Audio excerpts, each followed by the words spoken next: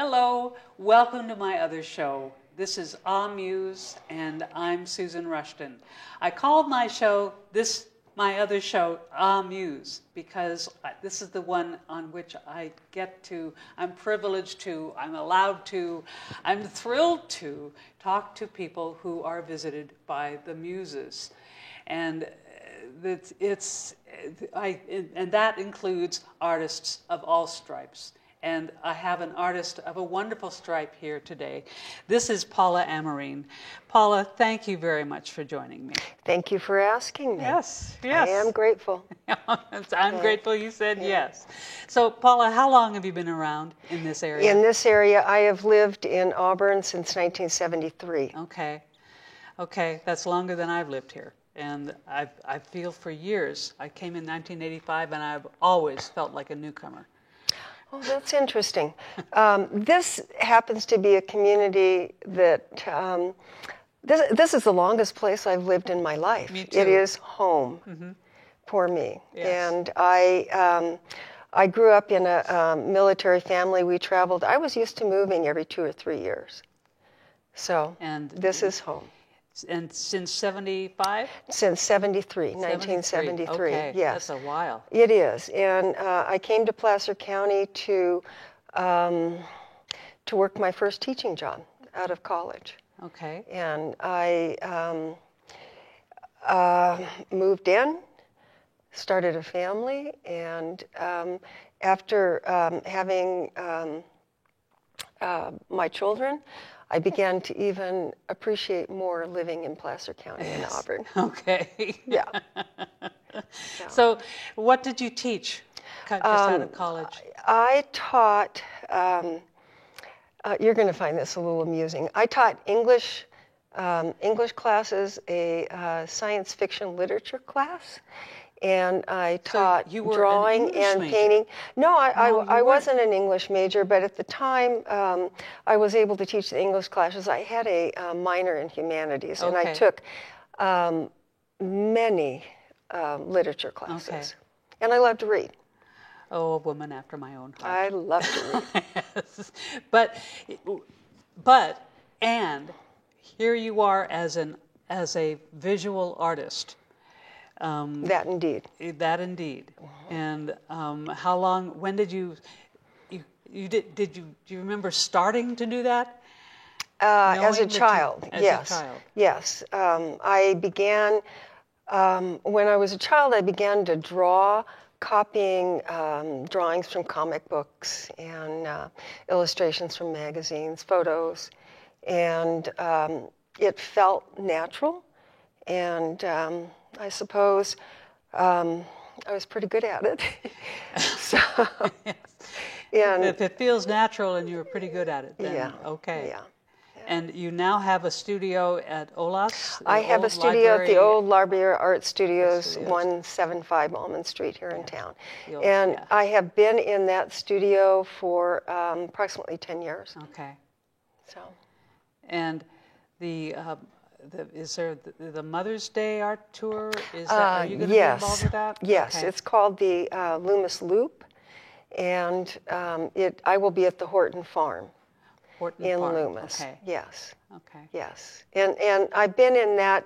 I've been involved with that group of artists for a long time because I was a person who was involved in the arts in the Loomis community. Okay. For many years. Many years. All right. Now, speaking of the arts. Yes. Here we have, and you undoubtedly noticed this because in between Paula and me is this music stand with someone's art on it, and since I'm talking to Paula Amarine, the one of the local artists in town, you may correctly assume that this is Paula's work. So, Paula, go over there and grab those peaches. The peaches. Yes. Okay. And we can put it up here. Okay. And this looks a lot like the kind of thing I'm most familiar of yours. You are a painter of food, among other things, and we know many people know you from the Real Food Cookbook illustrations. Yes. And so why have you been a painter of food? I'm a painter of food and have been for many, many years because of my association with the Loomis community, the farmers. Okay. With Joanne Neft, Yes. who I worked with for many years. She came to me and my students to produce artwork for community events. And I guess the food and the agriculture I experienced young in life, and I have a tremendous admiration for the people who raise our food, who grow our food. Yeah. It makes me very emotional, actually. Sorry. Why does it make you very emotional? It makes me emotional because I actually worked in the fields myself as a college student, and I know how challenging a daily existence that can be. And I appreciate those people who grow our food so much that to be able to represent them in what they grow makes me very happy. Mm-hmm. Yes. And so did you approach Joanne Neft, or did Joanne approach you? Joanne approached me. Okay. But I had worked with Joanne for a number of years prior to that, as I said, with my students at Del Oro. That's okay. That's okay. Yeah. So I knew Joanne, and she knew of my artwork, but my artwork grew over the years. I have been a painter for many, many, many years, and I did teach painting and the arts for 35 years in the public schools. Wow. So for the high school district and for the adult school. That's wonderful. So That's great. I'm very grateful Yes, for that experience. Yes. And I can do this today, I believe, because I did teach it. Yeah. Yes, one, as I have experienced. Other than the popular. No. Yeah, I agree. Yeah. You're referencing those who can do, those who can't teach. Exactly. No, those who can teach, those who do, and those who teach learn. Yes. More. Yes. About their subject. I would agree. I would agree. It's amazing. And the great thing about teaching in an agricultural area is that I was able to teach students to appreciate what was growing outside their bedroom window had they not tasted it. Right. Or even if they didn't taste it. Yes. Or they didn't. I taught them anatomy through fruit and vegetables. Oh, okay. And I taught them how to paint using the history of agrolithography, the printing of fruit labels. Well, cool. It was very cool. Yeah, that sounds like fun. So how old is this? How long is this piece? The book was begun. I was looking back through my notes. It was 2012. Okay. So, and I spent approximately 16 months on 45 paintings for the book, visiting farmers, going out into the fields, climbing the trees, whatever it took, I didn't literally climb the trees. Okay, that's I all used right. a footstool. How's that? Okay. And but I had the support of the farmers through my connection with Joanne. Good. And I was in the dirt with them. They were a tremendous support for this project. That's wonderful. Yeah. So, Yes. let's take this down. Okay. And pick up the book, just because we're mentioning it. Okay. And so here is This is the The book. Art of Real Food. This is the first one. This is the second one. Excuse me, this is the second one. Actually, the first one, Placer County, the first Placer County cookbook, I did have 2 paintings that I did for Joanne in that book. And it was a period of time in the success of that book, which led to this one. Okay. And I think these two books. they're amazing. They're a wonderful contribution. Amazing Yes. books. And the thing that's amazing about this book is that the team is on the inside cover here. Yeah. And we it really was can't see it on the- right. But if you check out the book, go look at the book, go find it. Check out the team in the back, and there's the photographers there. The collaborative team was, of course, Joanne Neft and Laura Kenny, who was the chef. But Anthony Gill produced the unique ceramic pieces that are in the photos. Great. And Keith Sutter took the photographs. And what an amazing group of people to work with. Yes. I mean, so much fun. Yes, that's wonderful. So much fun. And I can tell you that the cover design was grown, these radishes were grown in my friend's garden. And I know you know who my friend is, Deanna Marsh. These are her radishes. Oh, nice. So, yes. Okay. So that can go back on the chair. Okay. And we have, you have hinted that your painting has changed. My painting is always changing. Always changing. It has forever changed because I am a serious student of the arts. Which means you look which and means you think that and you try. Very curious. Yeah. And I try to do different things all the time. Yes. And push myself. Yes. And so you were pointing out Yes. this painting which is of your daughter, right? Yes. This is a picture of It's your daughter. a photo of my daughter. A photo of your daughter that she sent you, right? Yes, this is really, this technique led to this. Okay. And I also have to tell you that this would not have occurred had I not lived in the century that I lived in. It would not have occurred had I not taught what I did in my past. And that has to do with technology. I taught graphic design, computers, Photoshop, and had the opportunity to learn that. Now,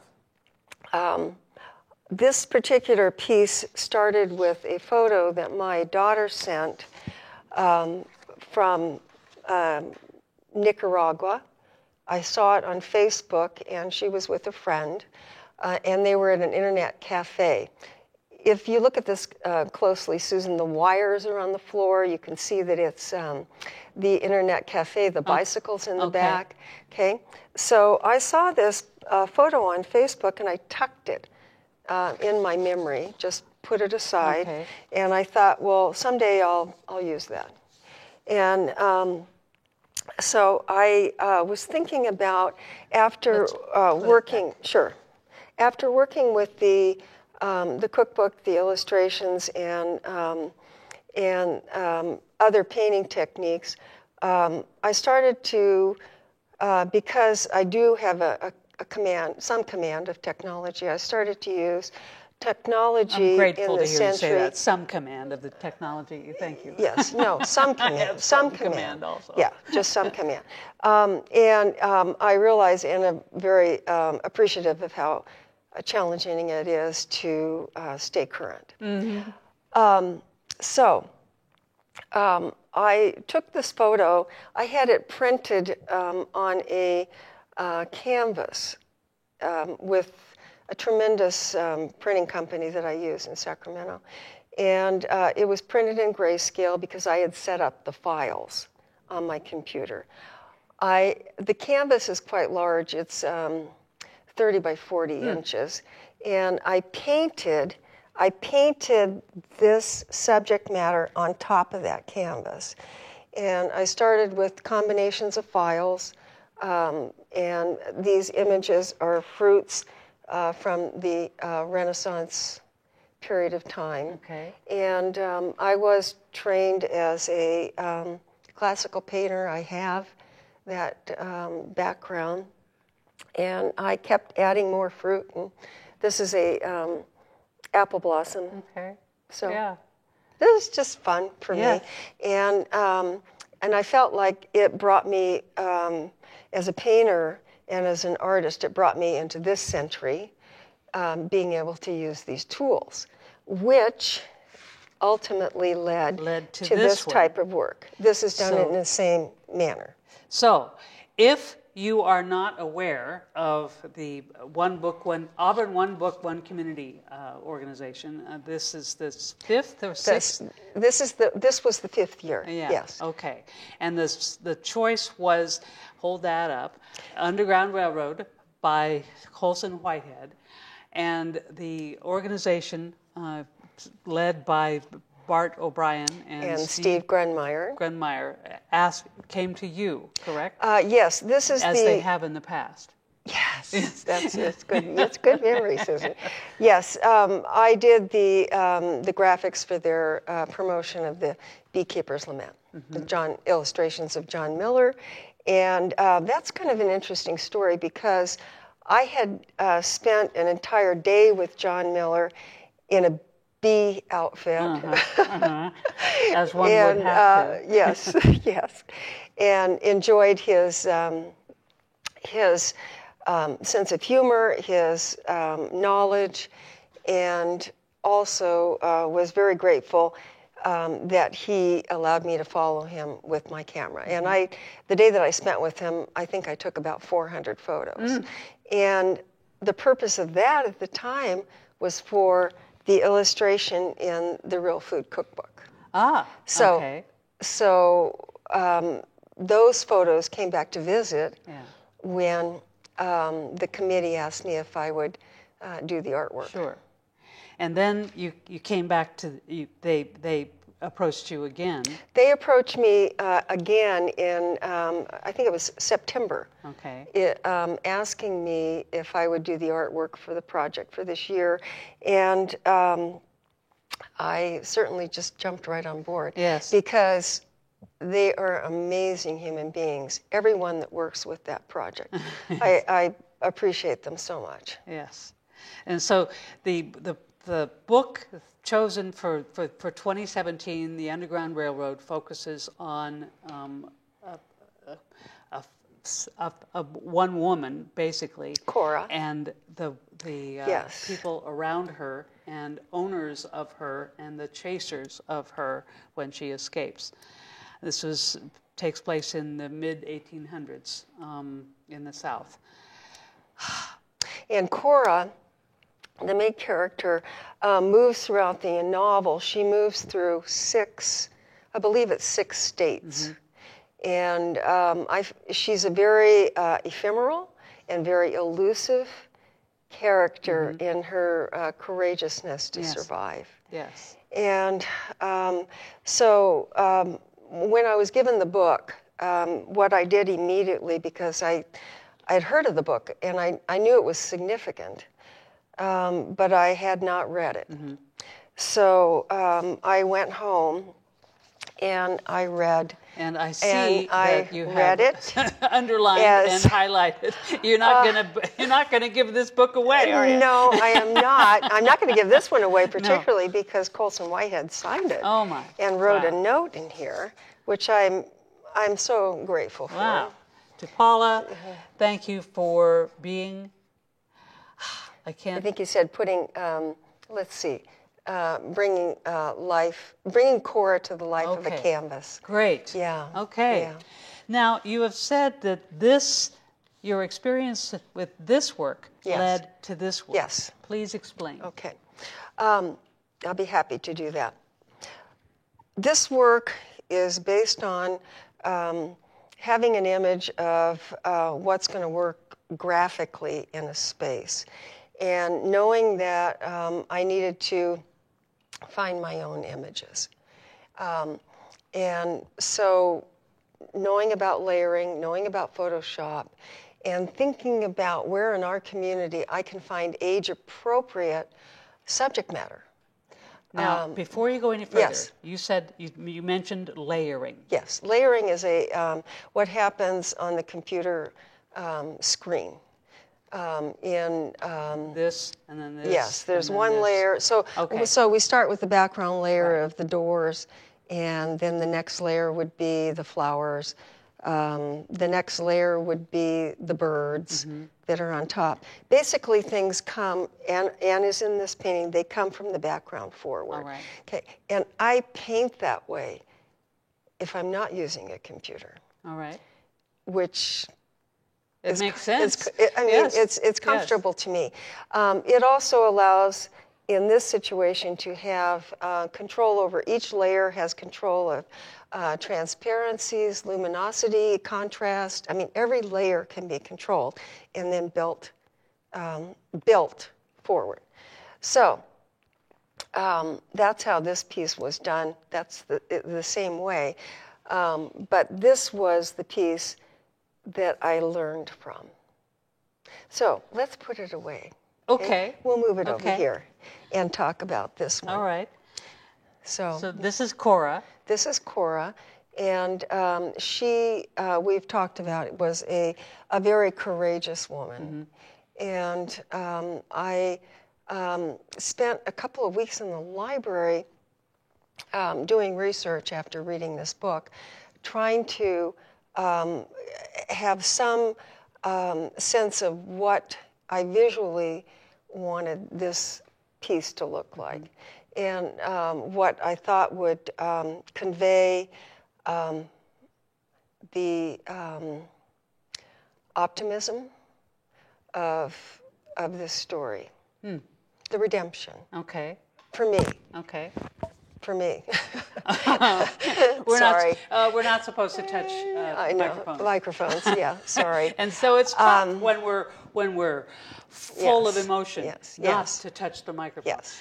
So the story to me personally has redemption as she travels through this period of time, and there are experiences that she has in her life that are experiences that we all want, that feel good, the love and the blooming of the flowers that she sees. And so that's what I decided to concentrate on in this piece. And I can certainly see that she's aiming herself in a direction. Yes, she is. And I don't see her physically moving, but she is physically moved, emotionally moved.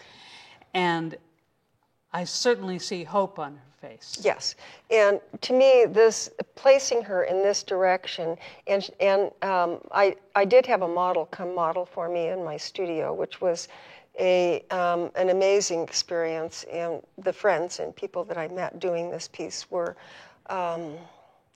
so enlightening, so lovely. Good. And but she came and modeled, and I had a sense of how this piece was all going to come together in my imagination.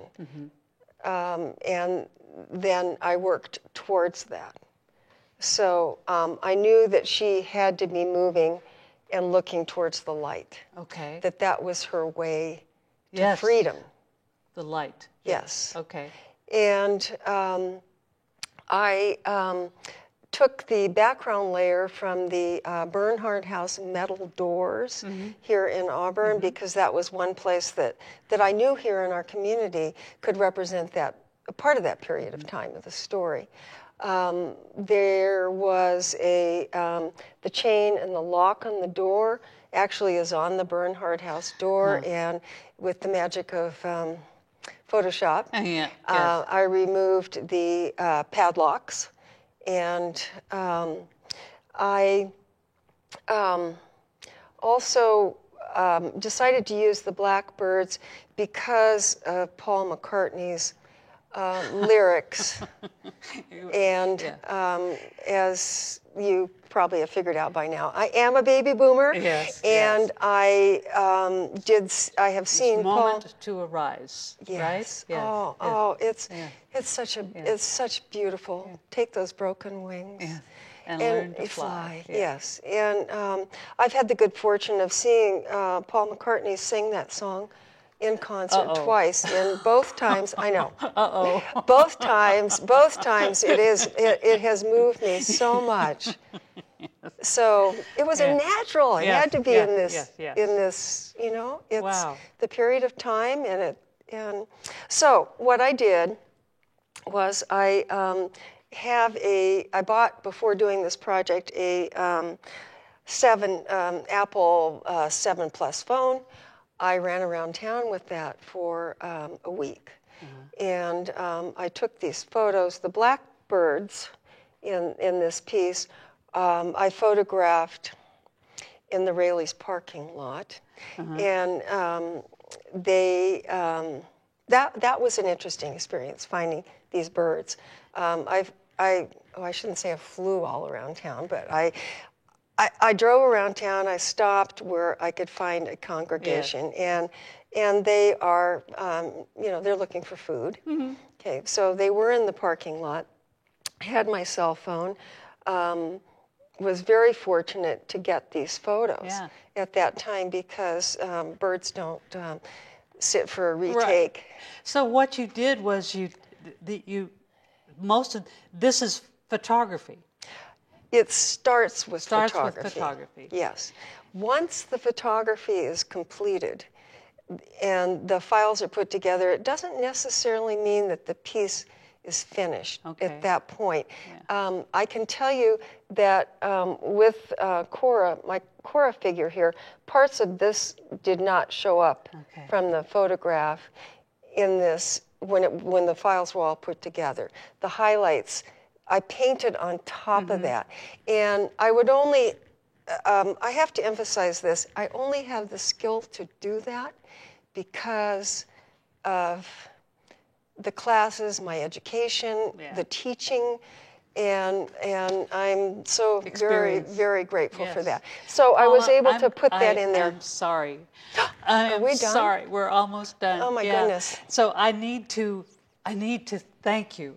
Oh, you're so welcome, I need to tell Susan. people that if they want to find you at your studio, they should go there to Olas at the old Auburn Library on Almond Street. Yes. What days? We are actually we're a closed studio. We're open by appointment. Okay. So, but they can find me at amarineartworks.com. Yes, they can find me there, and we're very, very delighted to have people visit. Great. So that's wonderful. amarineartworks.com. Thank you very much. Thank this you, has been Susan. a wonderful lesson. It's been fun, huh? Good. And thank you for watching.